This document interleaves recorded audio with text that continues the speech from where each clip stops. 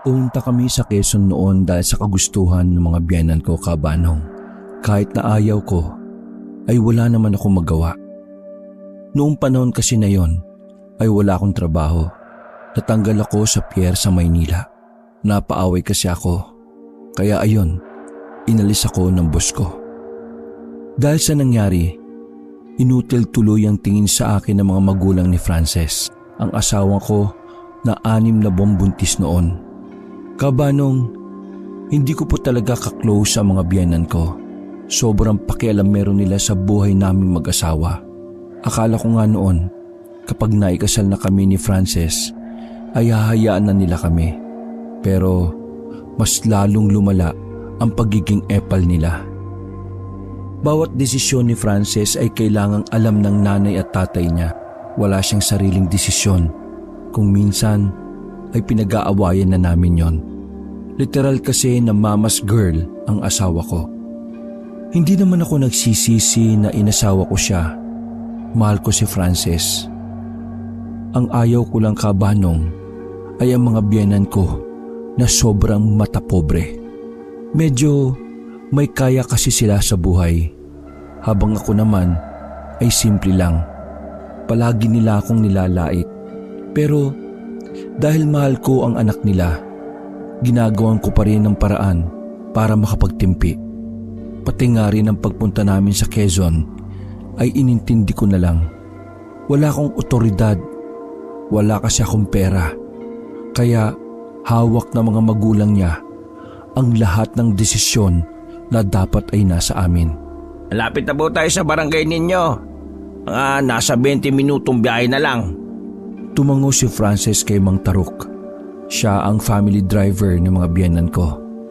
Gamit-gamit namin ang van na sumundo sa amin. Sige po, dahan-dahan lang sa paneho ha. Buntis ako, alam mo yon. Ay, huwag kang mag-alala, ma'am. Bata pa lang kayo eh. Ako na ang driver ninyo.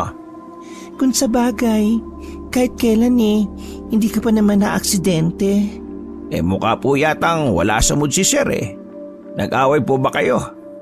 Medyo naiinis din ako kay Mang Taruk noong mga sandaling yon. Masyadong matanong. Nasa Maynila pa lang kami kung ano-ano nang tinatanong. Pati brand ng toothpaste ko, inaalam. Hindi kasi sanay sa mahabang biyahe. Kaya ayan, wala sa mood. Napailing na lang ako sa sinabi ni Frances.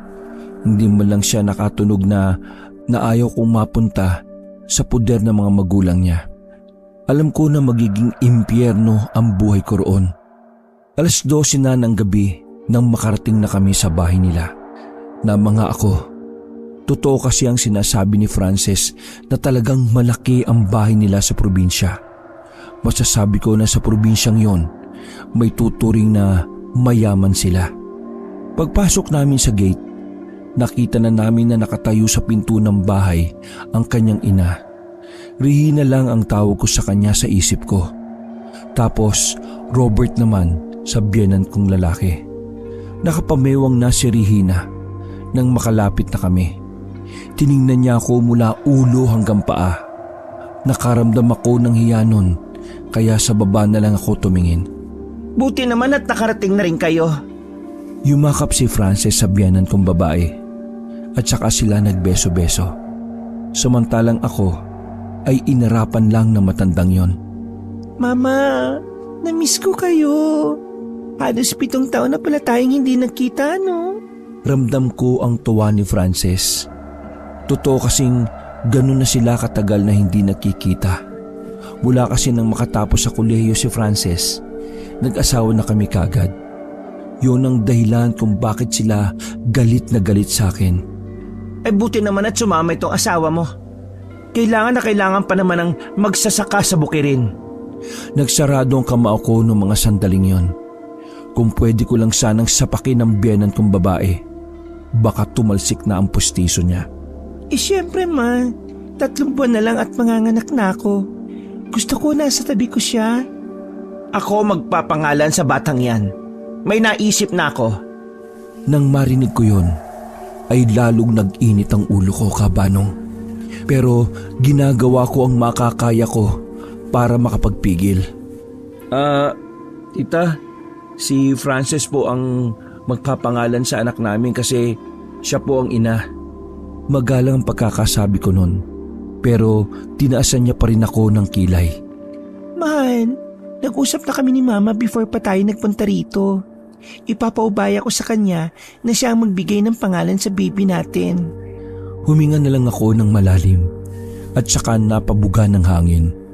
Nakakaramdam na rin ako ng inis sa asawa ko. Para siyang tanga na walang isip. Kung ayaw mo, pwede ka nang umuwi sa Maynila. Nandyan ang van. Nandyan si Taruk. Mamaya na yan. Pasok muna tayo kasi nahamugan na ako.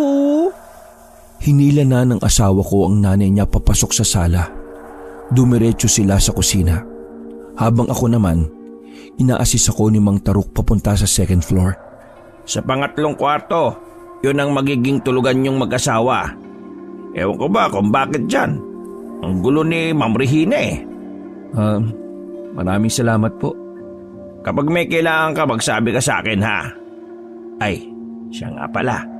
Kung ano man marinig mo kay Ma'am Regina, hayaan mo na lang. Isipin mo na lang na ang matatanda malapit nang mamatay. Bumaba na rin ng hagdanan si Mang Taruk. Dahil sa sinabi niya, alam ko na kagad na maging sa kanila, hindi rin maayos makitungo ang biyenan kong babae. Pumasok na lang ako sa silid namin. Isasara ko na sana ang pinto nang biglang bumukas ang katapat naming pinto. Uy, ikaw na ba yung asawa ni Ma'am Frances? Wala akong ganang tumango sa kanya at hindi nagsalita. Ako nga pala si Emil. Anak ako ni Papa Taruk, yung driver. Dito yung kwarto namin. Ako naman si Nico. Mukha naman siyang mabait, kaya nakipagkamay ako sa kanya. Bakit diyan kayo pinakwarto? Silid kasi ito ng mga dating trabator eh. Dapat sa taas kayo, kasi doon yung kwarto ng mga amo namin. Ganun ba? Hindi ko alam eh. Sama talaga ng ugali ng matandang yun oh. Diyos ko, malapa sana ng aswang. Aswang? Joke lang. Baka marinig ako ni Ma'am Rina. Nako. Sige. Magpapahinga muna ako. Sige. Basta nandito lang kami ni Papa ha. Alam kong kakailanganin mo kami sa mga susunod na araw dahil sa sobrang sama ng budi ng biyenan mo. Tumango na lang ako at isinarado na rin ang pinto. Humiga ako sa kama. Malinis at malambot ang kama kaya nakatulog kagad ako. Paggising ko ay 3:00 na ng madaling araw. Nagtataka ako kasi wala pa sa tabi ko si Frances. Naisipan kong lumabas ng kwarto. Nakasalubong ko sa hagdan si Mang Taruk. Pagod na pagod ang itsura niya. Mang Taruk, nakita niyo ba si Frances? Tumingin siya sa akin na mapupungay na ang mga mata. Nasa 3rd floor. Doon daw siya magkukwarto, sabi ni Ma'am Regina. Tapos ikaw, kasama namin sa floor na ito. Ano? Sira ulo talaga oh. Tingnan mo ako. Pagod na pagod. Dahil ito sa biyenan mong babae. Pinabalik-balik ba naman ako sa bayan para maghatid ng mga inaning pechay kahit na gabing-gabi na? Bakit ba kayo nagtitis dito? Umiling-iling na lang si Mang Taruk. Malaki ang utang ko sa mga magulang ni Frances eh. Baka hanggang mamatay ako hindi ko pa mabayaran yon. Alam mo, sana totoo lang yung chismis na merong aswang sa barangay. Para ipakain ko na lang yung biyenan mo. Nakakainis. Sige na po. Magpahinga na kayo. Bagsak ang balikat ni Mang Taruk na naglakad papasok sa kwarto nilang mag-ama. Ay nako, di ako makapaniwala. Akala ko sa akin lang masama ang ugali ng babaeng yun, pati pala sa iba. Bumaba na lang ako sa sala. Nakalimutang isara ang ilaw pero hinayaan ko na lang makaganti man lang sa pagpapalaki ng bill nila sa kuryente. Dumiretso ko sa kusina at binuksan ko ang ref nila. Kumuha ko ng pagkain at tubig. Tapos ginulo ko yung mga nakastock. Narinig ko kasi na magluluto kinaumagaan si Regina. para naman mabwisit siya kapag nakita niya ang laman ng ref. Pabalik na sana ako sa hagdanan nang may masilip ako sa labas. Malaki kasi ang bintana, kaya nakita ko roon ang isang matandang babae na buhaghag ang buhok. Sino ba to? Madaling araw na. Napansin kong nakatingin sa direksyon ko ang matanda. Maliwanag sa labas kaya nakita ko pa ang panlilisik na mga mata niya. Nagmamadali akong nagtago sa gilid ng bintana. Sino ba yun? Hindi ko may paliwanag ang kaba na bigla na lamang nabuhay sa sistema ko. Dahan-dahan kong sinilip ulit ang labas. Pagtingin ko sa bintana, nasa mismong harapan na siya. Ay, sira ulo! Napalakas ang pagkakasabi ko. Tumakbo na lang ako paakyat ng hagdanan at diretso na ako sa kwarto. Inisip ko na lang na baka may nakapasok na baliw. Natutulog kasi yung guard sa labas. Nagawa ko nang makabalik sa tulog. Nagising ako bandang 6:00 dahil sa pagbubunga nga ng biyenan ko. Galit na galit dahil magulo ang laman ng ref. Palihim naman akong tumahon nun. Nagpanggap lang ako na walang kaalam-alam. Nang magkaroon ako ng pagkakataon kabanong, kinausap ko si Frances. Habang nagluluto ang biyenan ko, dinala ko siya sa kwarto. Mahal naman. Bakit naman dito ako matutulog tapos ikaw sa taas? Ayaw kasi ni Diyos ko naman. Mama mo na lang lagi masusunod. Wala ka bang utak? Buntis ako, Nico. Huwag mo ko stressin. Di na nga ako nakatulog kagabi, ganyan ka pa. Medyo huminahon ako nang makita kong parang namamaga ang mata niya. Hoy, bakit ano bang ginawa mo? Nakahiga lang. Pag pumipikit ako, bigla na lang may kakalas ko sa bubong. Inaaswang yata ako kagabi. Inaaswang? Alam mo, si Mang Tarok at yung anak niya, nabanggit din yung aswang na yan eh. Ano ba?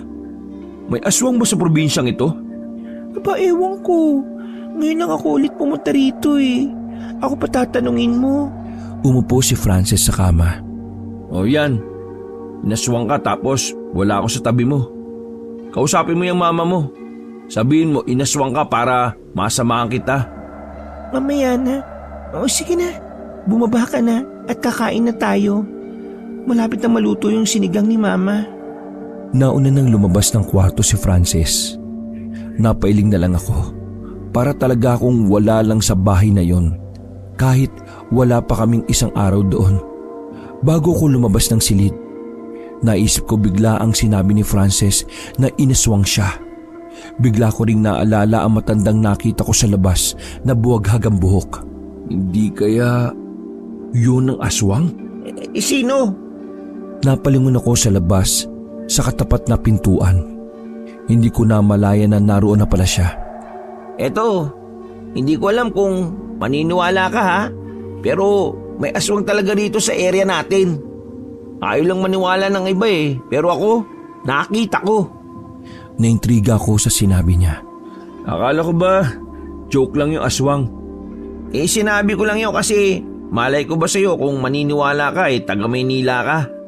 Pero kung seryosohan lang, sasabihin ko sa'yo, may aswang talaga. Anong itsura? Matanda siya, payat, maliit lang pero ang haba ng buhok. Sobrang haba. Hindi ka maniniwala sa sasabihin ko. Gumagalaw yung buhok niya. Oo, tama. Parang may buhay. Ano bang tawag sa ganong aswang? Kubot. Kubot yun, pre. Kapag mahaba ang buhok tapos nagalaw, ang tawag doon, kubot. Nagkatitigan lang kami sandali ni Emil. Seryoso siya sa sinabi niya. Noong mga sandaling yon, hindi ko alam pero nakaramdam na naman ako ng kaba. Bigla na lang akong hindi naging komportable. Hindi mawala-wala sa isipan ko ang mga sinabi ni Emil sa akin tungkol sa aswang na sinasabi niya. Hindi ko na na-enjoy ang pagkain kakaisip doon kabanong. Masyado kong naintriga. Yung kasi ang unang pagkakataon na may nagsabi sa akin ng ganon. Hindi naman kasi uso ang ganon sa Maynila. Natapos na lang kami ng tanghalian ayun pa rin ang iniisip ko. Nag-aalala kasi ako sa asawa ko at sa anak namin na nasa tiyan niya. Bisit kasi ang biyenan ko. Hindi pa rin ako pinayagang makatabi ang asawa ko kahit maayos naman akong nagpaalam. Pagkatapos kumain ay isinama ako ni Mang Taruk sa labas. Dadalhin niya raw ako sa sakahan kung saan ako magtatrabaho. Tinanggap ko na lang ang offer ng biyenan ko. Inisip ko na lang na mas ayos na yon. Ang mahalaga may mapagkukunan ako kahit na papano. Ang kailangan ko nalang gawin ay lunukin ang pride ko at huwag pansinin si Regina. Habang naglalakad kami ni Mang Taruk ay nabanggit niya sa akin ang biyenan kong lalaki na si Robert. Mula kasi nang dumating kami, hindi ko pa yun nakikita. May pinuntahan si Sir Robert sa Maynila. Alam mo namang businessman yun, di ba? Kaya hindi yun mapipirme sa bahay. Mabuti na nga lang wala siya. Nako, kung nandyan siya, mas malala pa yun kay Ma'am Regina. Ay nako, visit talaga ako sa mga biyenan ko na yan. Pinamanipula nila si Frances kahit pamilyadong tao na. Ang maganda mong gawin, magpayamang ka. Tapos saka mo kunin yung asawa mo. Nako, malabo yung sinasabi mo. Operator nga lang sa talyer ang huli kong trabaho Posible yan. Basta magsisipag ka at may utak ka rin ng isang negosyante. Sandali. Nandito na pala tayo. Bale, yung sakahan na yan, kanila yan. Magiging isa ka sa mga magsasaka dyan. Mabait naman kasama yung mga tao dyan. At isa pa, nandyan din naman si Emil. Total nakakausap mo na naman yung anak ko. Mang Taruk, kailan daw ba ako magsisimula? Sabi ni Ma'am Regina, bukas daw. Mabuti naman. Kasi nag-aalala ako kay Francis Bakit? May nangyayari ba sa batang yon? Kagabi daw po, parang inaswang siya. Nag-aalala ako kasi wala ako sa tabi niya Ayaw akong patabihin ang biyenan ko sa asawa ko. Kainis nga Inaswang? Ay nako! Parang binalot ng pagkabahala ang mukha ni Mang Taruk noong mga sandaling yon. Bakit to? Alam mo, ayaw na ayaw ni Ma'am Regina ang tungkol sa aswang. Hindi kasi siya naniniwala, kaya wala tayong magagawa dyan. Kahit sabihin kong inaaswang na si Frances, hindi siya maniniwala? Hindi talaga. Pero, alam mo, ang mga aswang totoo talaga. Dito sa Quezon, marami riyan hanggang ngayon. Sa katunayan, sa area natin meron din. Ang sabi nga po sa akin ni Emil may mga aswang araw na lubot. Aswang na alin? Lubot po daw. Baka kubot. K-U-B-O-T. Kubot, hindi lubot. Ibang ibig sabihin nun pagka lubot. Ganun po ba? Oo, yun nga po, kubot. Huminga ng malalim si Mang Taruk. Pagbuga niya ng hangin ay diretso sa mukha ko. Amoy na amoy ko pa yung dinuguan na kinain niya kagabi. Totoo, may kubot dito. Isang matandang babae na mahaba ang buhok. Pero siya isang aswang. May nakita nga po kong matandang babae kagabi. Nakapasok sa bakuran. Tulog kasi yung guard Yung matandang yon, mahaba yung buhok, tapos buhaghag. Sa sinabi kong yon, Kabanong, ay napansin kong parang kinabahan si Mang Taruk. Para siyang namutla.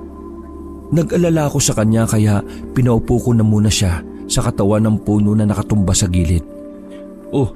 Mang Taruk, ayos lang ba kayo? Umiling-iling si Mang Taruk. Aswang yon, sir. Aswang. Ibig sabihin, yung pala talagang nasa bubungan kagabi? Masama ang kutob ko. Mukhang si Frances ang gagantihan ng aswang. Doon na ako kinabahan sa sinabi niya. Mas lalong nabuhay ang kaba sa dibdib ko, Kabanong. Gantihan? Bakit gagantihan si Frances? Bago ko kayo sunduin sa Maynila, magkasama kami ni Ma'am Regina papuntang bayan. Merong pulubi na namamalimos, pero inalipusta lang siya ni Ma'am Regina. Kaya nagbanta ang pulubi. Sabi niya, gagantihan niya si Ma'am Regina balang araw. Akala ko normal na pulubi lang. Pero nang tingnan ko ang langis ko, kumukulo siya. Yun yung matandang babae na buwaghag at mahaba ang buhok. Kung ganun, kailangan kong sabihin kay Regina ang pwedeng mangyari. Baka aswangin na naman ang asawa ko. Wag! Mayayari ka! Hindi ko na siya pinakinggan, Kabanong. Mabilis akong tumakbo pabalik sa mansyon. Malapit nang gumabi nun, kaya naisip ko na sabihin na kagad sa kanila. Nang makarating ako roon, ay naabutan ko si Frances at ang biyenan ko sa garden. Nagtatahi silang dalawa. Pero agad naman akong pumasok doon. Oh, mahal, anong problema? Nakatingin sa akin ng masama ang biyenan ko. Pero wala akong pakialam. Ang mahalaga sa akin ay hindi mapahamak ang mag-ina ko. Frances, sinabi mo na ba sa mama mo yung tungkol sa pangangaswang sa'yo? Mahal, totoong may aswang. Mahal, alam na ni Mama. Sabi niya pusa lang daw yun. Hindi yung pusa. Aswang yun. Sabi ni Mang Taruk at Emil, totoong aswang. At meron daw dito sa area natin. Kubol ang tawag dun. Basta, yun, aswang. Kubol daw yun. Ay, ano ba yun? Basta, aswang. Manahimik ka. May inalipusta kang matandang babae sa bayan, sabi ni Mang Taruk. At ang matandang yun, isang kubol. Nagiging kulay kamatis na ang biyenan ko noon sa sobrang galit. Pero wala akong pakialam kahit sumabog pa siya noon. Ang mahalaga sa akin ay masamahan ko si Frances. Kagabi, nakita ko yung matandang mahaba ang buhok na nakapasok dito sa bakuran. Siya ang nangaswang sa'yo. Kaya sige na, sumama ka na sa akin sa kwarto. Mahirap kang mag-isa ka lang. Baka mapano kayo ng baby natin. Isang malakas na sampal ang bigla na lang lumapat sa mukha ko. Gulat na gulat ako noon. Nandilisik naman ang mga mata ng matanda na biyenan ko sa sobrang galit. Ang kapal ng pagmumukha mong hampas lupa ka. Kung ano-ano pang kwentong ginagawa mo para lang masunod ang gusto mo, pamamahay ko ito. Susunod ka lang sa kung anong inuutos ko. Asawa ko yan. Anak mo lang yan. Nagpakasal na kami niyan kaya dapat hayaan nyo na kaming magdesisyon sa sarili naming buhay. Ang epal-epal nyo kahit kailan. Lahat na lang pinakikialaman nyo. Mahal naman, nanay ko yan. Isa ka pa. Palagi ka na lang sunod-sunuran sa nanay mo. Wala ka bang sariling utak para mag-isip? Malaki ka na. Hindi ka na umiihi sa higaan para gabayan ka lagi ng nanay mo. Asawa mo na ako. Pamilya na tayo. Kaya pakiusap lang. Tigilan mo nang umasa dyan sa nanay mong ubod ng samaang ugali. Paano ko kayo hahayaan kung wala ka namang magandang buhay na ipaparana sa anak ko? Kahit isang tuka ka lang. Wala ka nang pakialam doon. Pamilya namin to. Ako ang hari. Ako masusunod. Kaya sa ayaw at sa gusto mo, kukunin ko na itong asawa ko at aalis kami rito. Baka mapano pa ito nang dahil sa aswang. Hahawakan ko sana si Frances sa kamay, pero umiwas siya. Lalo kong nainis. Guard! Lumapit sa akin ang guard at kinaladkad ako palabas. Wala akong palag dahil ang laki ng katawan niya. Hindi na rin ako nagpumilit na makapasok sa loob dahil bumunot na ng baril ang gwardya. Huwag ka nang babalik sa pamamahay ko. Ayaw ko na ng daga sa bahay ko. Nakakadiri! Sus! Pangit nga ng mukha mo eh. Naglakad na lang ako palayo at iniwan ko na lang siyang nanggagalaiti sa galit. Hindi ko alam kung saan ako pupunta noon, Kabanong. Umupo na lang ako sa gilid ng daan habang nakatanaw sa gate nila Frances. Makalipas lang ang halos isang oras, nakita kong lumabas ng gate si Mang Taruk at Emil. May dala silang 3 bag. Nang medyo malapit na sila, ay sinalubong ko ang mag-ama. Mang Taruk, saan kayo pupunta? Napansin ko naman na bitbit ni Emil ang bag ko. Saan pa ba? Doon sa isa naming bahay. Pinalayas kami ni Ma'am Regina. Ikaw naman kasi, sabi ko sa iyo wag mo na lang sabihin. Nalaman tuloy na kami nagsabi. Nakaramdam ako ng konsensya sa mga pagkakataon na yon. Nawalan sila ng trabaho nang dahil sa akin. Doon ko napagtanto na hindi pala ako dapat nagpadalos-dalos kasi merong madadamay. Napayuko ako ng dahil sa hiya. Pasensya na po. Masyado kasi ako nag-alala para sa asawa ko eh. Pero wala ring nangyari. Kinampihan niya pa yung nanay niyang bruha. Ayos lang yun. Sa totoo lang, matagal na namin gustong umalis dun eh. Inabot niya sa akin ang malaking bag ko. Parang hindi apektado si Emil sa pagpapalaya sa kanila. Nakangiti pa. Paano yung utang niyo sa kanila? Pinalayas nila kami. Di wala na yun. Ang kasunduan kasi, paninilbihan namin ni Papa ang kabayaran. Pinalayas na kami. Di wala na. Ganon ang strategy. Kaya thank you. Tama si Emil. Pero siyempre, hindi namin alam kung saan kami magtatrabaho ngayon. Kaya maghahanap na lang siguro ako sa bayan. Pasensya na po talaga ha. Ayos lang yun, ano ka ba? Pero ikaw, saan ka pupunta? Wala ka namang kamag-anak dito, di ba? Wala nga po eh. Hindi ko rin alam kung paano ko isasama si Francis pabalik sa Maynila. Walang-wala rin kasi ako eh. Sumama ka na lang sa bahay namin. Nahanap tayo ng trabaho sa bayan tapos saka ka mag-ipon. Hindi ho ba nakakaya? Kakakilala niyo pa lang sa akin. Ano ka ba? Matagal ka na namin kilala, no? Kahit hindi ka pa namin nakikita. Lagi ka namang sinisiraan ni Ma'am Rina sa mga bisita niya eh. Kaya kilala ka na namin. Pero... Anong pero? Napatingin kami nang may maramdaman kaming parang may sumampa sa malaking puno. Dahan-dahan kaming lumapit doon at tiningnan kung ano ang nasa itaas. Nako, kubul ba yan? Tara na! Nagtakbuhan kami dahil pagtutok namin ng ilaw sa taas. Nakita namin ang matandang babae na mahaba ang buhok. Nakakapit siya sa mga sanga. Hindi pa man kami nakakalayo ay tumigil ako ulit. Naalala ko si Francis. Nasa panganib ang buhay niya at ang anak namin. Lalo't malapit na ang aswang. Nico, tara na! Si Francis po, nag-aalala ko. Pre, nakauwi na si Sir Robert. Baka mapatay ka nun kapag nagpunta ka dun. At saka, kasama niya mga tauhan niya, pre. Maraming bantay. Kainis naman tara na nga.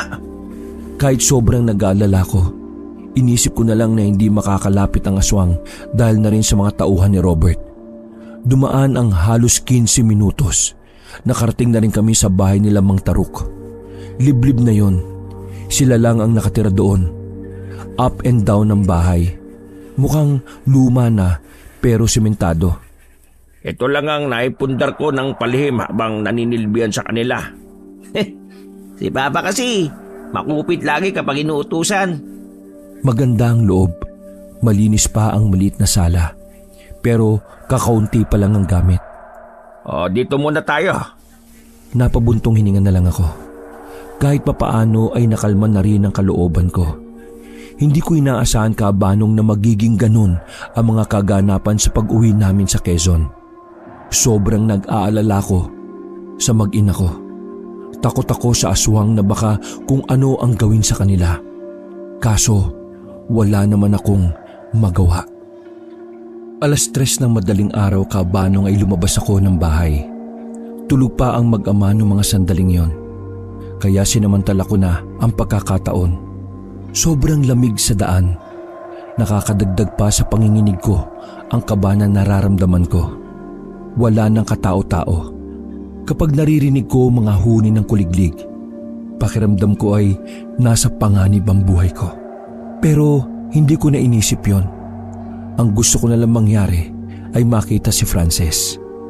Hindi ako makatulog sa kakaisip kung ayos lang ba siya. Walang ibang natakbo sa utak ko kung hindi silang mag-ina ko lang.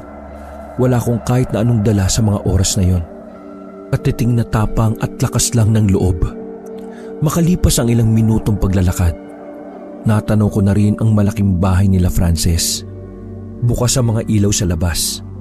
Pero nakapagtataka na wala ng mga bantay sa labas. Doon na ako mas lalong kinabahan kabanong. Kaya naman pasimple na akong naglakad papunta roon. Ilang metro na lang ang distansya ko sa gate nang mapansin kong tila may tao sa bubungan nila Frances. Isang matandang babae at nung mga sandaling yon, kinilabutan ako sa mahaba niyang buhok. Totoo nga kasi ang sinasabi ni Emil. Gumagalaw ang buhok ng aswang na yon. Habang nakadapa ang aswang sa bubungan, naghanap ako ng bato sa gilid-gilid. Nang makakita ko ay hindi ako nagdalawang isip na batuhin yon. Sa unang bato ko pa lang ay tinamaan agad sa ulo ang aswang. Dali-dali ako nagtago sa mga halamanan na nasa tapat ng mansyon. Mas nadagdagan ang kaba ko nang makitang mas humaba ang buhok na matanda. Gumagapang na siya sa bubungan na parabang may sarili itong buhay. Langyang buhok yan. Ang gastos siguro niyan sa shampoo. Binibiro ko na lang ang sarili ko noon. Pero ang totoo, sobrang natatakot na ako. Tinapangan ko na lang para sa mag-ina ko.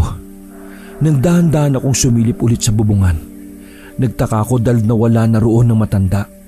Gagi, saan napunta yun? Nang lumingon ako sa kaliwang banda ng daan, nakita kong nakatayo roon ng isang matanda na buwagag ang buhok. Sa pagkakataon na yon, normal ulit ang buhok niya. Pero hindi ako nagpakampante. Lalo pat nakita ko na parang galit na galit siya. Lumapit ako sa gate. Papasok sana ako kaso nakakandado. Tapos tulog na naman yung guard sa loob. Wala akong choice kundi tumakbo na lang paalis. Ang mahalaga na lang sa akin ay mailayo ko sa mansyon ang aswang na yon. Nang tumakbo ko ay napansin kong nawala ng matanda sa kinatatayuan nito. Mas binilisan ko pa ang takbo nang makarinig na ako ng mga kaluskos. Hanggang sa bigla na lang may humila sa braso ko. Nang tingnan ko ay may buhok nang nakapulupot sa braso ko sa kaliwa. Ang buhok na yun ay nagmumula sa isang matandang mahabang buhok na halos 10 metro ang layo sa akin. Sobrang higpit ng pagkakakapit ng buhok. Unti-unti niya akong hinihila. Mabuti na lang nung mga sandaling yon ay may paparating na truck. Mabilis niya akong binitiwan. Hinarang ko ang truck at nakiusap ako na makikisakay. Wala nang nagawa ang matandang lalaki kundi pumayag. Nakabalik ako sa bahay nila Mang Taruk. Sinarado ko ng maigi ang pinto at saka tumabi ako sa mag-ama sa higaan. Akala ko noon kapag nakauwi na ako ay magiging maayos na ang lahat. Pero hanggang doon pala ay nasundan pa rin ako ng aswang. Nararamdaman ko sa labas na parang may umaali-aligid. Kaya naisipan ko na gisingin si Emil. Emil! Emil! Hinawi niya pa ako kaya inulit ko ang paggising sa kanya. Emil! May aswang sa labas! Papasukin mo, malamig sa labas eh. Tinapat ko na ang bibig ko sa tenga niya. Emil! May aswang! Sa pagkakataon na yon ay agad na siyang bumangon. Kinusot-kusot niya pa ang mga mata. Pre, may aswang nga. Yung kubol. Ha? Kubol! Yung aswang! Yung sinasabi mong aswang! Kubol! Anong kubol? Kubot! Kubot nga! Ano ka ba? Tumayo si Emil at pasimpleng sumilip sa labas. Nakita namin na nakatayo sa tapat ng matanda. Gumagalaw ang buhok nito. Paano nakarating yan dito? Inasundan yata ako eh. Ha? Lumabas ka pa pala? Pumunta kasi ako sa mansyon. Nag-aalala ako sa mag-ina ko. Tapos, nandun pala siya. Ay, pambihira ka. Dinala mo pa rito yan? Eh ano ngang gagawin natin? Pa! May aswang sa labas. Nakasunod dito. Uy! Pa! Mang Taruk, may kubol po sa labas, gising. Pre naman, kubot yun, kubot! Ay, kubot nga pala. Mang Taruk, may kubot! Natatarantang gumising si Mang Taruk. Para itong naalimpungatan at agad na kinuha ang nakasandal na tubo sa gilid ng higaan. Nasaan ang kubot? Maya-maya pa, napansin na lang namin na may buhok nang pumapasok sa ilalim ng pinto. Hindi nagdalawang isip si Mang Taruk na paluin ng tubo yun. Agad na nawala ang buhok, na parabang nasaktan din yung may-ari ng buhok. Sensitibo yung mga kubot. Pwede mo silang saktan kahit buhok lang nila ang hampasin mo. Ha? Ganun ba? Pero pwede bang sabunutan? Alam mo pre, naiintindihan ko na si Ma'am Regina kung bakit ayaw niya sa'yo. Sinilip ni Mang Tarok ang labas, pero nakaalis na ang aswang na kubot. Doon pa lang ako nakahinga ng maluwag. Para akong binunutan ng tinik sa lalamunan. Hindi mo na sana pinukaw yung atensyon niya, Nico. Hindi ka na rin niya tatantanan. Mas maganda na sigurong ako yung hindi niya tantanan kaysa si Francis ang guluhin niya. Natawa si Emil na parabang nang iinsulto. Pre, hindi mo alam kung gaano kadelikado ang kubot. Hindi sila tulad ng isang aswang na takot sa tao. Ang kubot, matatapang. Magpasalamat ka kasi bigla na lang siyang umalis. Ay nako, pasensya na talaga. Siguro mas magandang umalis na lang ako dito. Nadadamay kayo. Kikilos na lang ako mag-isa para kunin si Francis. Huwag kang magpadalos-dalos na naman sa desisyon mo. Baka ikamatay mo yan, Nico. Umupo na lang ako sa gilid at bumuga ng hangin. Nakakaramdam na ako ng inis sa sarili ko noon. Bukod sa nararamdaman kong pabigat ako, pakiramdam ko, wala pa akong kwentang asawa. Ay nako, kasalanan to ni nanay ni Francis eh. Kung di lang sana siya nakikialam sa buhay namin, di sana walang ganito. Kaya lang naman nagkandaleche-leche ang buhay namin kasi lagi siyang nangihimasok eh. Malas mo. Naging biyenan mo yun. Kung di mo inasawa si Francis, di sana di ka nagkakaproblema ngayon. Spoiled brat yung Francis na yun, pre. Hayaan nyo na. Wala na tayong magagawa sa ugali ng mag-ina. Ang isipin na lang natin, kung paano natin mapapatay itong kubot na ito. Hindi lang kasi si Francis ang pwedeng biktimahin nito. Marami pang ibang buntis na narito sa area natin. Pero pa, kay Ma'am Regina galit ang aswang. Kaya sa kanya lang yun nakafocus. Gagantihan niya si Ma'am Regina at si Francis ang magiging kawawa. Kaya nga dapat tulungan niyo akong makuha si Francis eh. Gusto kong ipalam sa kanya na totoo ang aswang para pumayag na siya makauwi sa Maynila. Paano nga natin yung gagawin? Pinalayas na nga kami ron. Akong bahala. Babalik ako sa mansyon. May mga gamit pa akong naiwan doon. Sisimplahan ko na lang si Francis para sabihing mag-usap kayong dalawa. Nakikinig naman sa akin yung batang yon. Nako, maraming salamat po. Alas 5 na ng madaling araw nang makabalik na kami sa tulog. Ayon sa mag-ama, kapag alas 5 na ay hindi na lumalabas sa mga aswang. Kumbaga, risky na yon para sa kanila dahil pasikat na ang araw. 1 oras lang halos ang tulog ko. Wala na si Mang Tarok sa bahay nang bumangon ako. Si Emil na lang ang naabutan ko sa labas. Naglalaga ng kamoting kahoy. Pre, magang umalis si Papa eh. Pumunta sa mansyon. Wish mo sana papasukin. Pre, tingin mo, hindi ba mapapahamak si Francis kahit wala ako sa tabi niya? Pre, aswang ang kalaban nila. Malaki ang tsansa na mapahamak ang asawa mo. Lalo pat hindi naman naniniwala si Ma'am at Sir. Kampante sila eh. Yun ang magpapahamak sa anak nila. Marami namang tao sa mansyon, di ba? May kakayahang magbago rin ng anyo ang isang kubot. Kapag nag-anyong hayop siya, pwede siya makapasok sa bahay. Hindi lang siya makapagpalit ng anyo kasi tuwing kabilugan lang ng buwan nila nagagawa yun. Nilapitan ako ni Emil at inakbayan. Wala pa kaming 1 linggong magkakilala pero parang close na kami. Ganun pa man, malaki ang pasasalamat ko sa kanilang mag-ama. Kung wala sila, baka nagpalaboy-laboy na ako sa Quezon. Huwag kang mag-alala, pre. Tutulungan ka namin. Nginitian ko na lang si Emil. Lumipas ang mga oras at nag-almusal na rin kami.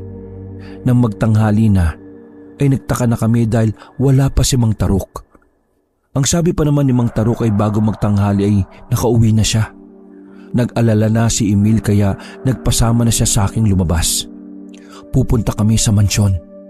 Habang naglalakad kami palabas ng liblib na lugar na yon, nagtaka ako dahil biglang nagbago ang reaksyon ng mukha ni Emil.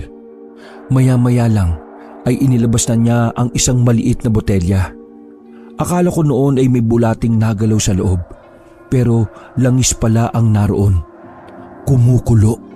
Hindi ba tayo nakakalayo sa bahay, pre, pero nakulo na yung langis. Ano ba yan? Para saan yan? Kapag kumulo ito, ibig sabihin may aswang sa paligid. Di ba hindi naman sila nakakalabas ng umaga dahil sa sinag ng araw? Naunang naglakad si Emil. Sinundan ko na lang siya. Naiba na ang direksyon namin at papunta na kami sa mas masukal pang daan. Hindi nagtagal ay may nakita na kaming bahay na yari lang sa kawayan. Doon hinihinala ni Emil na nakatira ang aswang. Dahil base na rin sa dala niyang langis, malakas na ang pagkulo nito. Indikasyon lang daw yon na mas malapit na ang aswang. Dito ka lang ha. Ako na ang titingin kung doon nakatira yung matandang kubot. Tumango na lang ako. Wala rin naman kasi akong balak na sumama. Maingat na naglakad habang nakayuko si Emil. Ako ang kinakabahan para sa kanya noong mga oras na yon. Pakiramdam ko na naman, wala akong magagawa kapag napahamak siya. Pumwesto si Emil sa may gilid ng bintana. Marahan niyang idinungaw ang ulo niya roon. Nakita ko na lang na natataranta na siyang tumakbo pabalik. Pre, kumpirmado! Aswang nga! Anong gagawin natin? Kumuha tayo ng gas at posporo. Sunugin natin yan habang natutulog siya. Aalis na sana kami nang bigla kaming may nakasalubong na matandang babae na buwaghagang buhok. Gulat na gulat ako noon. Nalilito. Naguguluhan ako sa nangyayari. Agad akong hinila ni Emil palayo. Pagtingin ko sa mukha ni Emil ay kalmado lang siya. Pre, dalawa pala ang kubot. Ha? Ito yung nakikita ko eh. Ngumiti sa amin ng malapad ang matanda. Pinagmasdan namin siya ng maigi. Pero nagtaka kami kasi hindi man lang siya naapektuhan o nasusunog sa sinag ng araw. Magandang araw sa inyo mga iho. May gusto ba kayong sabihin? Lalo na ikaw. Rektang tumingin sa akin na matanda. Tirik ang araw pero bigla na lang akong nilamig ng dahil sa kaba. Nagtitindigan ng mga balahibo ko. Siniko ako ni Emil para makabalik ako sa katinoan. Napansin kasi niya na nilalamon na ako ng takot. Wala naman kaming gustong sabihin. Naghanap lang kami ng bawang. May bawang po ba kayo? Nagbago ang reaksyon ng mukha ng matanda nang marinig ang sinabi ni Emil. Unti-unting namuo ang inis sa reaksyon ng matanda. Bago pa may mangyaring masama sa amin, ay dali-dali na akong hinila ni Emil palayo. Sinamaan lang kami ng tingin ng matandang yon. Hindi na muna kami bumalik ni Emil matapos naming makausap ang aswang sa liblib. Nababahala kami na baka sundan kami sa bahay dahil hindi rin naman yon kalayuan sa kanila. Hindi rin makapaniwala si Emil na may kakayahan palang lumabas sa umaga ang mga kubot. At ang mas kinagulat pa namin, hindi lang pala isa ang kubot, kundi dalawa sila. Nagmamadali kaming pumunta sa mansyon. Malas dahil nagkataon na naroon si Robert. Kasama pa nito ang ilan sa alalay niya. Nasa gate pa lang kami ay hinila na kagad ako ni Robert papasok sa loob. Galit na galit ang mukha niya. Nalaman na kasi niya kung ano ang mga sinabi ko kay Regina. Sinuntok ako sa mukha ng biyenang kong lalaki. Hindi rin naman nakaawat si Emil noon dahil nakabantay sa kanya ang tauhan ni Robert.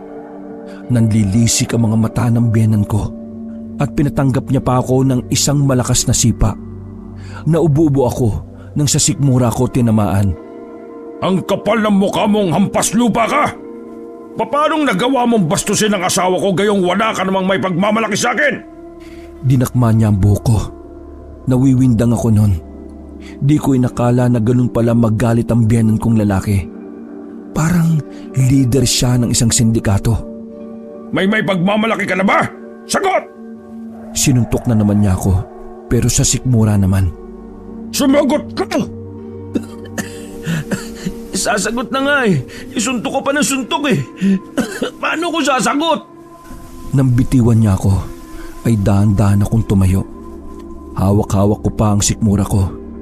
Malaking tao si Robert kaya solid talaga ang suntok niya sa akin. Bakit ka ba nagagalit? Wala namang mali sa sinabi kong umi-epal kayo sa relasyon namin ni Frances ha. Isang suntok na naman ang dumapo sa mukha ko. Napatras pa ako sa isa niyang tauhan pero tinulak lang ako pabalik. Walang kinabukasan sa iyo ang anak ko! Huwag kayo magpanggap na mabuti kayo magulang. Nasa panganib ang buhay ng mag-ina ko pero ayaw niyong maniwala. Ano bang pinagsasasabi mong panganib, sira ulo ka? Aswang? Aswang ka ng aswang ikaw ang mukhang aswang! Hindi totoo yan! Baliw ka na siguro! Ibigay niyo sa akin si Frances. Uwi na kami ng Maynila. Hindi maganda ang kapalaran niya rito. Nilalagay niyo lang siya sa panganib dahil sa pangaalipusta ng asawa niyo sa ibang tao. Dumura pa ako sa gilid para insultihin si Robert. Sabi namang Taruk, may inalipusta ang asawa niyo sa bayan. Isang matandang babae na hindi niya alam na aswang pala. Kaya ngayon, binabalik-balikan siya ng aswang dito. Para si Frances at ang anak ko ang puntiryahin. Wala naman kasing makakain sa asawa mo eh. Bulok na yung organs nun. Lalapit pa sana sa akin si Robert pero biglang dumating si Frances. Isang malakas na sampal naman ang inabot ko sa kanya. Nagulat ako ron, kaya sandali akong hindi nakapagsalita. Oh, asawa kita, pero wala kang karapatan na basusin sila dahil magulang ko sila. Ah, ganun. So sila pang may karapatan na bastusin ako dahil asawa mo lang ako? Tila napaya si Frances sa sinabi ko. Kabanong, kahit mahal ko si Frances, ang sarap-sarap niyang ipamuka na hindi siya gumagamit ng utak sa harapan ng maraming tao. Nang sa ganun baka magising siya sa katotohanan. Hindi pa tayo kasal. Hindi na mabuti ang tingin nila sa akin. Kahit na anong gawin kong pagsisikap, basura pa rin ang tingin nila sa akin.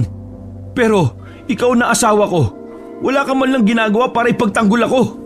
Hinahayaan mo lang silang malitin ako eh. Anong klaseng asawa ka? Kung alam ko lang na ganyan ka pala katanga, sana sarili ko na lang ang pinakasalan ko. O sige na, itigil na natin to. Ipangako mo lang na walang masamang mangyayari sa anak natin ha. Kasi kapag may nangyaring masama sa anak natin, baka sakalang ako matutong pumatay ng tao. Aba, nagbabanta ka pa! Manahimik ka! Hindi kita kausap! Binalikan ko ng tingin si Frances. Nasa alanganin ng buhay niyong dalawa ni baby. Maniwala ka sa akin. Totoo ang aswang. At ikaw ang punteriyan nila para makapaghiganti sa nanay mo. Sumama ka na sa akin. Gagawa ko ng paraan para makauwi na tayo sa Maynila. Hinawakan ko pa ang kamay niya, pero agad naman siyang bumitaw. Sorry, pero ayaw ko na sa Maynila. Mas maganda ang buhay natin. Buhay mo lang. Sa akin hindi. Pero bahala ka. Basta ingatan mo yung anak natin ha. Magpa-baby ka na lang sa mga magulang mo. Only child ka, di ba? Dumedi ka na rin sa nanay mo.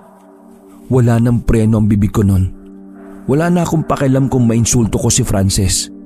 Yun lang ang paraan ko para matauhan siya. Kaso, wala talaga Kabanong. Hindi tumalab. Ayusin mo ang pananalita mo sa anak ko, kundi Sinabi naman nahimik eh.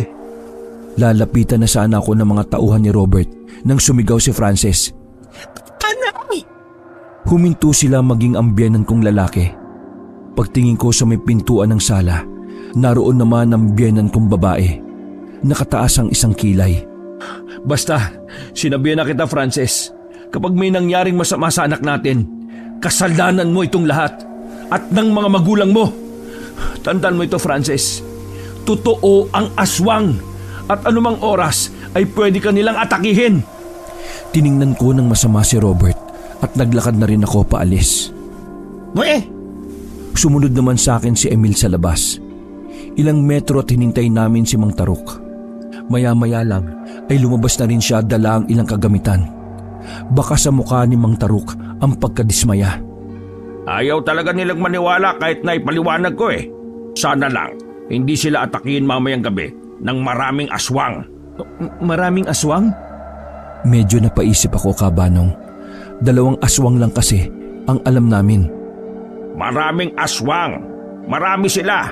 Kanina, nagpunta ako sa kakilala kong albularyo. Sabi niya, maraming kubot daw ang meron sa probinsya na ito. Maging yung kakilala ko, takot din eh. Napakuyom na lang ako ng kamao. Mas lalo akong hindi mapakali.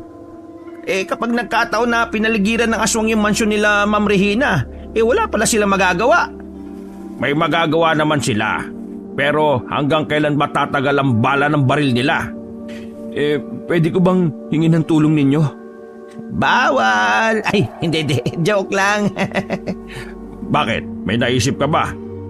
Pwede bang mamayang gabi magbantay tayo sa mansyon? Nagkatinginan na mag-ama. Pwede. Pero tulungan niyo muna akong hukayin yung mga armas ko. Armas? Dati kasing rebelde yang si Papa eh. Napalunok ako ng laway, Kabanong. Takot kasi ako sa mga rebelde. O tara na! Naglakad na kami at ang tanging nagawa ko na lang ay lingunin ang kinaroroonan ng mansyon. Umuwi kami sa bahay nila Mang Taruk. Tinanggal namin ang mga nakatambak na gamit sa ilalim ng silong nila. Meron kaming nakita roon ng malapad na tabla. Pinagtulungan naming tanggalin yon. Nang ilawan namin ang ilalim, nakita namin ang ilang kagamitan na hugis parehaba na hukay. Lahat ba yan magagamit natin? Isang baril lang dyan ang may bala. Pero yung mga itak at pana, pwede nating magamit mamayang gabi. Tiningnan ko ang mga mata ni Mang Taruk. Baka sa mata niya ang sinseridad sa pagtulong niya. Mang Taruk, bakit niyo ako tinutulungan? Ilang beses na kayong nahassle dahil sa akin pero nandiyan pa rin kayo para sa akin. Lumungkot ang mukha ni Mang Taruk. Naramdaman ko na parang may mabigat siyang dinadala. Galit kasi kami sa mga aswang eh.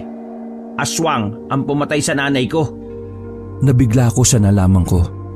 Kaya pala ganun na lang ang pagmamalasakit nila sa akin. Pasensya na ho Hindi ko sinasadyang maipaalala pa. Gusto naman namin ang ginagawa namin eh. Isipin mo na lang na may kanya-kanya tayong dahilan kung bakit gusto nating mapatay yung mga aswang na yan. Kinuha na namin ang mga gamit. Si Mang Taruk ang humawak ng baril. Bukod kasi na siya lang ang marunong humawak ng baril, takot din kami ni Emil na magpaputok dahil baka iba ang matamaan namin. Pinunasan na muna namin ang mga kagamitan dahil puno na yun ng alikabok. Inabot sa akin ni Mang Taruk ang mahabang itak. Sa itsura ng itak, parang 2 dekada na yata ang tinagal nun. Kapag nakita mo yung buhok ng kubot, tagain mo. Mararamdaman nila yun. Tumango na lang ako. Matapos naming linisin ang mga yon, ay saglit muna kaming nagpahinga. Naikwento rin namin kay Mang Taruk na may kubot na nasa di naman kalayuan sa bahay nila. Pero ang sabi ni Mang Taruk ay hindi kami pwedeng pumunta ron dahil baka hindi lang daw 2 ang naroroon. Kaya naman hinintay na lang namin na sumapit ang gabi. Mag-aalas 6 pa lang ay pumweso na kagad kami sa damuhan na halos nasa tapat lang ng mansyon. Ngumunguya kami ng mani habang naghihintay sa paglitaw ng mga kubot. Hindi ko rin inalis ang tingin ko sa taas ng bubong ng kwarto ni Frances. Hanggat wala akong sinasabing lalabas, walang lalabas Sumang-ayon naman kami ni Emil. Pero wala pa atang 3 minuto ay nakarinig na kami ng malakas na sigaw. Nag-alala ko dahil boses ni Frances yun. Oo, saan ka pupunta? Kasasabi lang wag lalabas eh. Tumakbo na ako papunta sa gate ng mansyon. Dumiretso na agad ako papasok dahil tulog na naman ang gwardya. Noong mga sandaling yun ay wala mga tauhan ni Robert. Kaya nakapasok ako agad sa sala. Naabutan kong pababa ng hagdan si Frances kaya inalalayan ko siya kaagad. Oh, anong nangyari? Mahal, may bruha sa taas.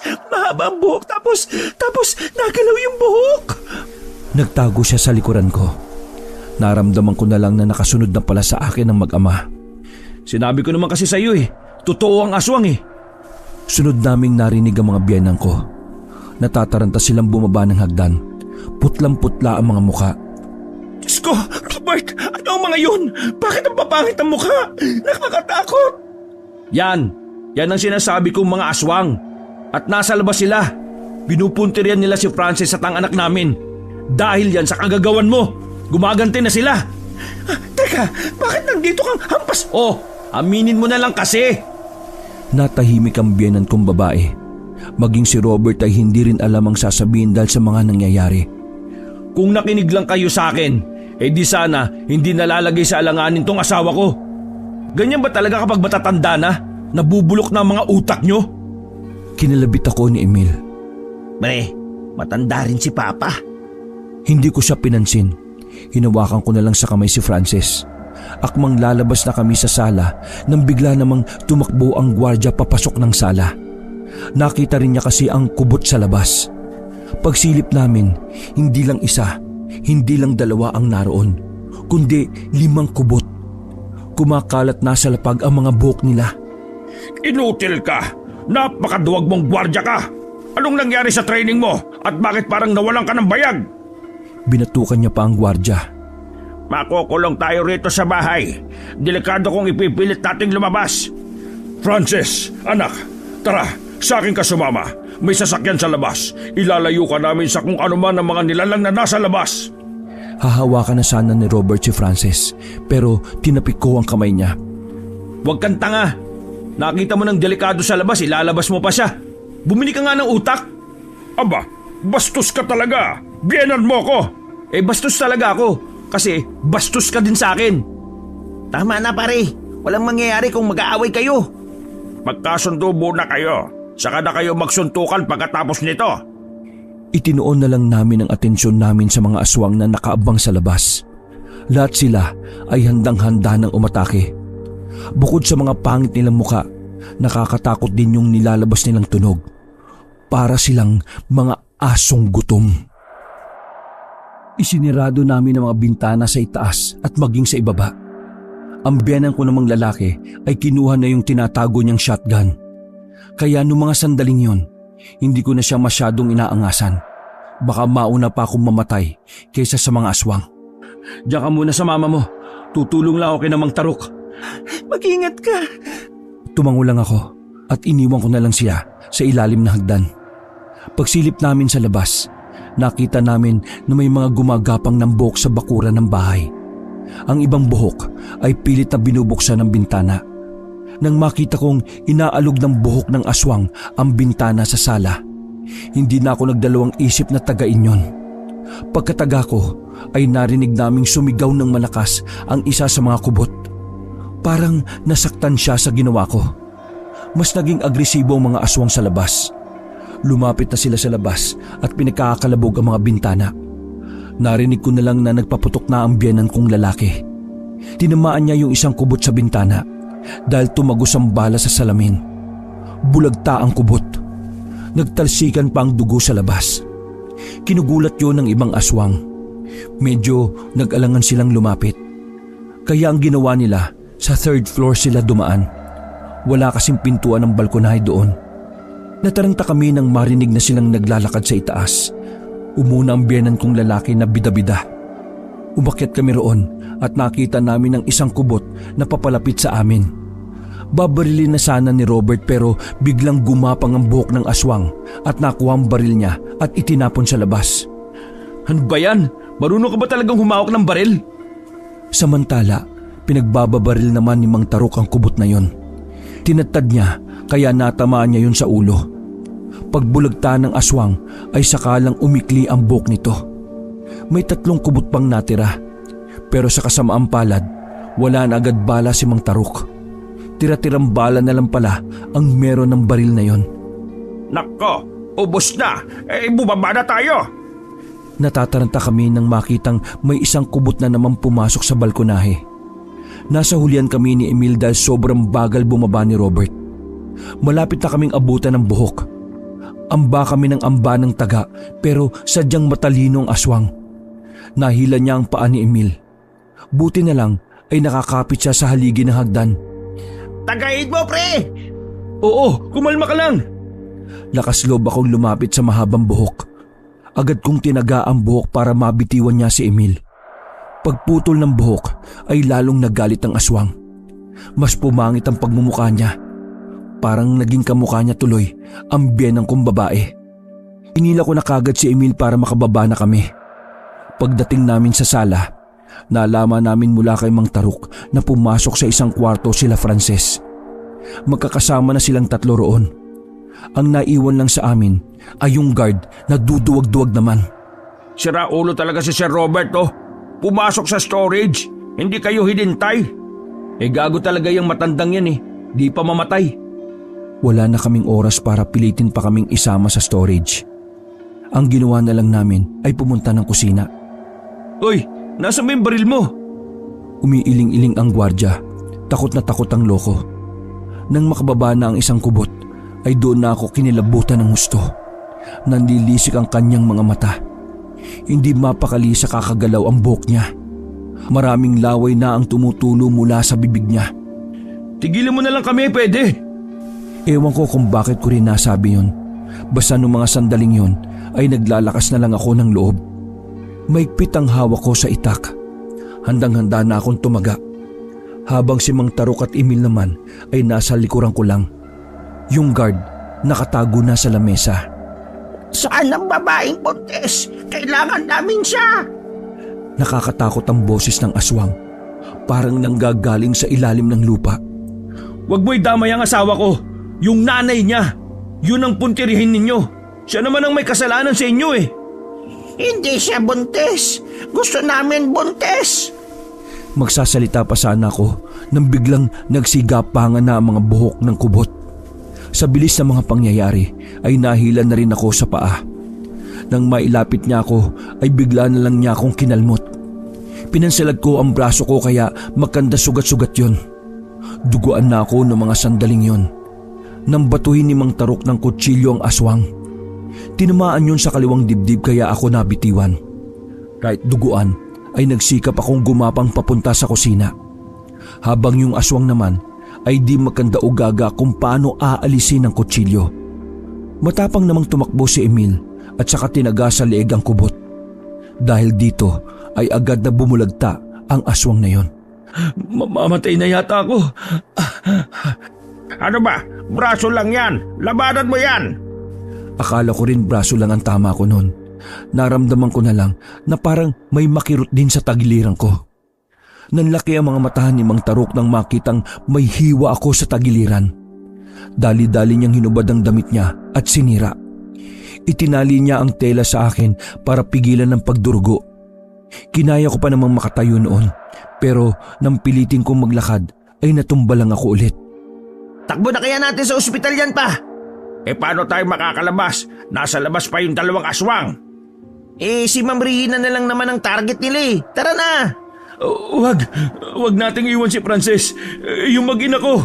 Sira ulo ka ba? Mamamatay ka kapag naubusan ka ng dugo. Ayos lang. Basta wag ko lang silang iwan. Noong mga sandaling yon ay nakakaramdam na talaga ako ng pagkaantok at pagkahilo. Pero pinipilit ko na lang talagang idilat ang mga mata ko. Dahil sa kawalan ng pag-asa, napilitan na si Emil na katukin ang storage room. Sinamantala niyang wala pang dalawang kubot na natitira. Sir Robert! Sir Robert! Pairam ng sasakyan! Critical si Nico! Pakiusap! Malakas ang bawat pagkatok ni Emil noon. Nagiging dalawa na rin siya sa paningin ko na kahit ilang beses na kinakatok ni Emil ang pinto ay walang nagbubukas. Hoy, tanga! Hindi dyan ang storage room! Doon sa dulo! Mabilis na tumakbo patungo roon sa dulong silid si Emil. Kaya naman pala walang sumasagot, maling kwarto yung kinakatok niya. Yun na lang ang huli kong natandaan. Lumabo na ang paningin ko noon hanggang sa nawalan na ako ng malay. Basta ang narinig ko rin noon ay may mga sunod-sunod na putok. Wala na akong alam sa mga sumunod na nangyari, Kabanong. Basta nagising na lang ako na nasa ospital na ako. Tapos yung dalawang braso ko ay may mga benda na. Pati na rin ang tagiliran ko. Naramdaman ko rin yung kirot sa pati na rin yung tagiliran ko. Malabo-labo na ang paningin ko noon pero namukhaan ko kagad si Mang Tarok at Emil na nasa gilid ko. Pre, nasa langit ka na. Salamat naman at gising ka na. Ano, kumusta pakiramdam mo? Sinubukan kong bumangon. Makirot pa ang mga sugat ko pero nagawa kong makaupo. Okay lang ako. Iniisip ko yung mag-ina ko eh. Nasaan na sila? Bakit wala sila rito? Napansin kong parang nag-aalangan na mag-ama na sumagot. Kaya naman inulit ko na lang ang sinabi ko. Mang Tarok, Emil, nasaan ang mag-ina ko? Ayos lang ba sila? Napailing si Mang Tarok at hinudyatan si Emil. Pre, dinugo si Francis nung makita kanyang duguan. Itinakbo nila si Francis dito rin sa ospital na to pero di namin alam kung anong kwarto Pambira pre, yung mga biyenan mo. Nakiusap kami na isabay ka sa sasakyan pero minura lang kami. Buti na lang nagmagandang loob yung mga tauhan ni Sir Robert. Pinahiram yung isang sasakyan. Parang nawala ang kirot sa mga katawan ko nang dahil sa gulat. Otomatikong dumagundong ang dibdib ko. Nasan sila? Dalhin niyo ako sa kanila. Pinwersa ko ang sarili ko at lumabas ako ng kwartong yon. Parang namamanhid ako ng mga sandaling yon. Ang tanging tumatakbo lang sa isip ko ay si Frances at ang anak namin. Pre, uy, kumalma ka lang. Paano ko kakalma, Emil? Sabihin mo, nasa alanganin na mag-ina ko. Kasalanan nito ng 2 Diablo eh. Nakatingin na ang mga nakakasalubong namin sa pasilyo pero wala akong pakialam. Pagdating namin sa front desk, nalaman kong na-discharge na pala si Frances. Hindi man lang nila ako sinilip. Napadako ang tingin ko sa wall clock. 10:00 na pala ng umaga. Ilang oras na pala akong nakaratay. Walang nagawa ang mag-ama nang gustuhin kong bumalik sa mansyon. Dahil sa kakulitan ko nga ay nagdugo na naman ang mga sugat ko. Hindi ko yun ininda. Nang makabalik na kami ng mansyon ay agad akong pumasok. Hindi na ako pinigilan ng mga bantay ni Robert. Nakahawak pa ako sa tagiliran nang abutan ko sila sa sala. Agad na yumakap sa akin si Frances. Habang ang mag-asawa naman sa sofa ay hindi makatingin ng maayos sa akin. Kumusta? Ayos lang ba kayo ni baby? Ayos lang kami ni baby. Walang nangyari masama sa amin.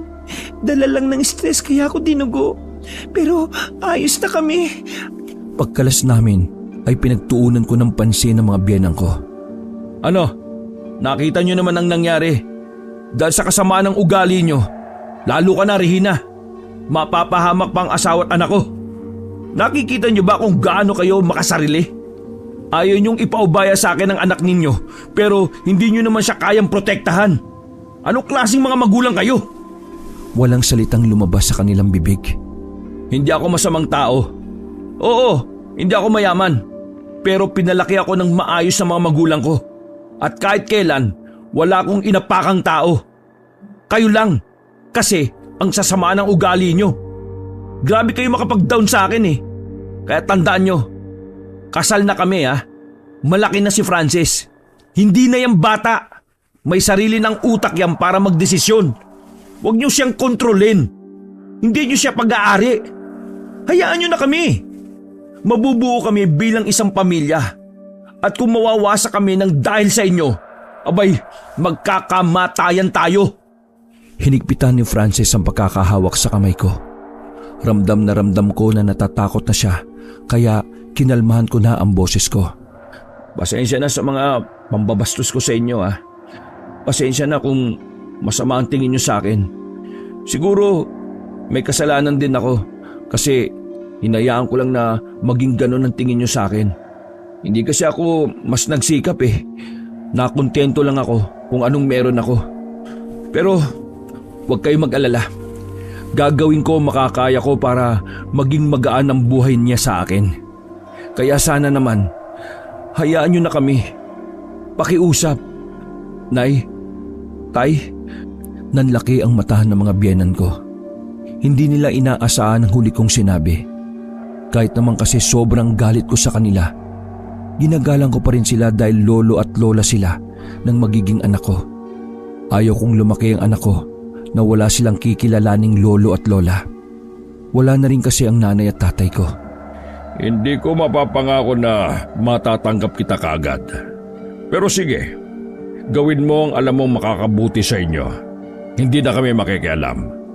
Basta, kapag kailangan nyo ang tulong namin. Ay, ang drama nyo!